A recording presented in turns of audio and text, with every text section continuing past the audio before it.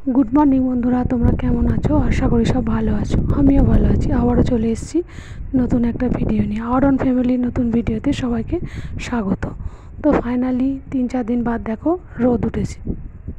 তো বন্ধুরা, যে বললাম ফাইনালি রোদে দেখা দিয়েছে। এখন বাজছে সকাল 7:30। তো এখন থেকে আমার ব্লগটা স্টার্ট করছি। দেখো প্রচুর জামা কাপড়, মানে গাদের উপরে গাদ, গাদের উপরে গাদ, গাদের উপরে গাদ করে করে প্রচুর জামা কাপড় ভিজে সেগুলো শুকোতে দিচ্ছি। জানি না, প্রচুর জায়গায় জল ঢুকে যাচ্ছে ঘরে, এবং মানে একতলা বাড়ি পড়ে যাচ্ছে। আবার কত মানুষের কত ক্ষতি হয়ে যাচ্ছে, খেতে পারছে না, কত মানুষ ঘুমাতে পারছে না রাতের পর রাত। খুব সমস্যার মধ্যে আছে। ঈশ্বর তাদের ভালোই করুক, মানে তারা যেন নিজেদের স্থানে নিজেরা থাকতে পারে, এটুকু ঈশ্বরের কাছে কামনা করি। তো দেখো বন্ধুরা, আজকে হচ্ছে বিশ্বকর্মা পুজো। বিশ্বকর্মা পুজোর দিন আমাদের কীভাবে উনুন পুজো করা হয় এবং কী কী কাজকর্ম করব সবটাই তোমাদের সাথে শেয়ার করব। তো পুরো ভিডিওটা দেখার জন্য তোমাদের কাছে অনুরোধ রইল। তো জামাকাপড়গুলো এত ভিজে, তো কি মারাত্মক। তারপর আবার হাওয়া টানছে, মানে কী করে যে জামাকাপড়গুলো শুকোবে আমি জানি না। তবুও দিলাম, দেখাই যাক। জামাকাপড়গুলো শুকিয়ে গেলে, মানে রোদটা যদি ভালো ওঠে খুবই ভালো। তো চলো বন্ধুরা, পুরো ভিডিওটা তোমরা দেখতে থাকো। আশা করি তোমাদের খুবই ভালো লাগবে।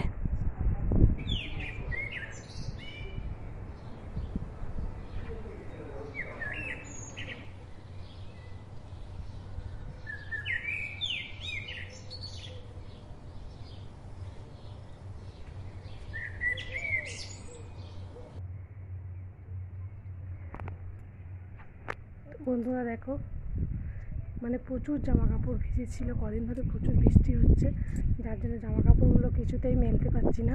তো ফাইনালি আজকে রোদ উঠেছে, তাই জামা কাপড়গুলো আজকে নিয়ে এসেছি। প্রচুর আনন্দ হচ্ছে। জামা কাপড়গুলোকে শুকোতে হবে যা হোক করে, হ্যাঁ, না হলে হবে না। মানে কিচ্ছু পরতে পারছি না, এত ভিজে সব। তো দেখো কতগুলো জামা কাপড় পুরো জড়ো হয়েছে।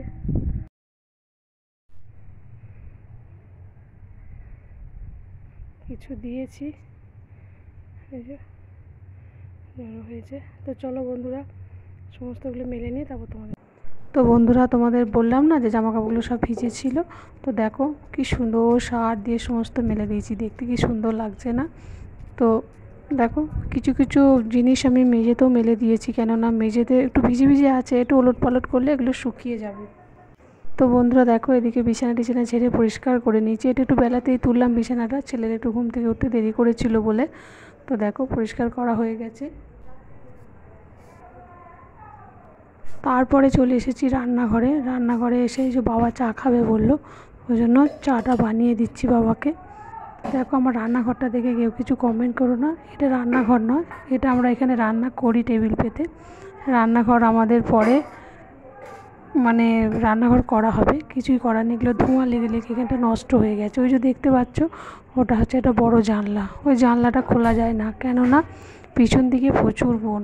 জানলাটা খুললে কিছু ঢুকে যাবে, সেই ভয়ে আমি ওই জানলাটা আর খুলি না। তো দেখো এদিকে গ্যাসটা জ্বেলে নেব, নিয়ে বাবা দুধ চা খায়। আমাদের বাড়িতে দুরকম চা হয়, একরকম হয় লিকার চা, আমরা লিকার খাই লিকার। আর মানে ছেলেরা আছে, মানে আমার শ্বশুরমশাই, আমার দেওর, আমার জায়েরা আর আমার ছেলে, এরা দুধ চা খায়, তাই জন্য এদের জন্য দুধ চা করা হয়।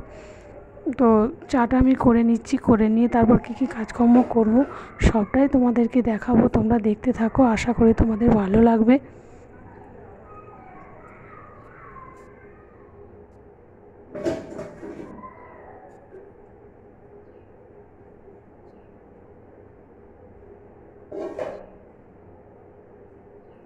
এদিকে ভাত হয়ে গেছে, মানে ভাত হবে।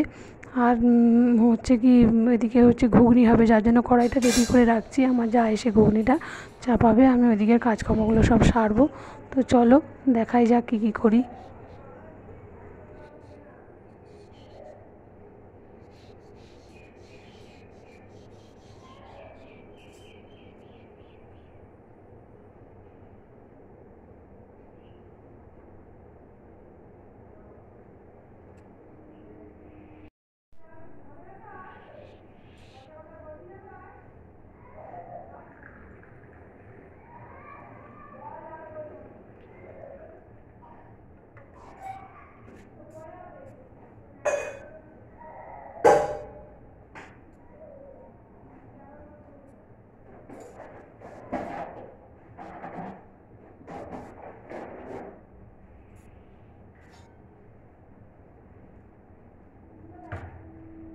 বন্ধুরা দেখো, এই যে দুধ চাটা ছেঁকে নিয়েছি, দিয়ে বাবাকে দিয়ে দেবো, বাবা খাবে।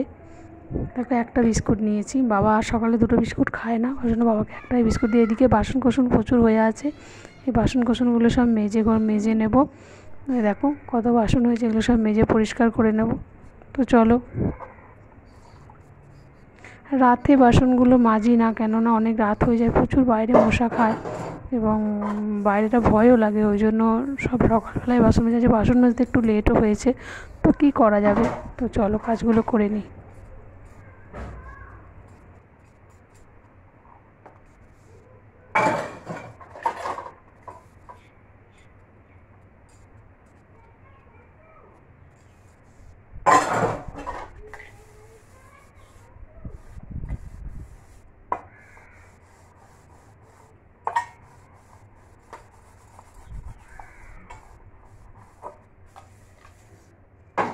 তো এদিকে হচ্ছে মা উনুন পুজো করছে, উনুনটা সকালে পরিষ্কার করে দিয়েছি, যেহেতু আজকে বিশ্বকর্মা পুজো আর হচ্ছে অরন্ধন। আমাদের অরন্ধন সেরকম করে পালন করা হয় না, ওই যে উনুনটা পরিষ্কার করা হয়, যে উনুনে রান্না করা হয় না, কিন্তু উনুনটার পুজো করা হয়।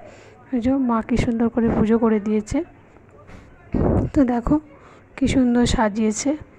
আর আর এদিকে এই যে বর গাড়িগুলো সব পরিষ্কার করেছে, গাড়ি সাইকেল, এই যে গরু দাঁড়িয়ে আছে দেখতেই পাচ্ছ, সমস্ত কিছু পরিষ্কার হয়েছে। পশু রানী আমার বাড়িতেই থাকে। তো বন্ধুরা দেখো, এদিকে রান্না শুরু করে দিয়েছি। ফার্স্ট রান্না হচ্ছে ঢ্যাঁড়সের ঝাল, হচ্ছে বেশ ঢ্যাঁড়সের ঝালটা কচি কচি ঢ্যাঁড়সের ঝাল অল্প সর্ষে বাটা দিয়ে ভালোই খেতে লাগে। দেখো কড়াইয়ে মাছ ভাজতে শুরু করে দিয়েছি, এদিকে মাছের ঝালটাও কমপ্লিট হয়ে গেছে। দেখো কী সুন্দর তেল তেল মাছের ঝাল, দেখতে কী সুন্দর লাগছে বলো বন্ধুরা। তোমরা এরকম তেল তেল মাছের ঝাল কে খেতে ভালোবাসো একটু কমেন্টে জানিও তো। তো দেখো এদিকে মাছের ঝালও কমপ্লিট হয়ে গেছে, আজ বেশি কিছু রান্না করব না। তো আর রান্না হবে তোমার হচ্ছে গিয়ে এই যে কালকে রাতের বাসি ভাত, আর এই যে কচুর লতি দিয়ে ভাত আমাদের করে রাখতে হয়, এটা আমাদের নিয়ম, আমরা বংশ পরস্পর আমাদের এটা হয়ে আসে শ্বশুরবাড়িতে। এটা ওই যে প্রথম ভাতে দিয়ে ঠান্ডা গরম মিশিয়ে আমাদের এটা খেতে হয়, এটাই হচ্ছে আমাদের অরন্ধন বলা হয়। আরও 5টা মানুষ যেভাবে অরন্ধন করে সেভাবে আমাদের অরন্ধন করা হয় না, এটা এভাবেই অরন্ধন করা হয়।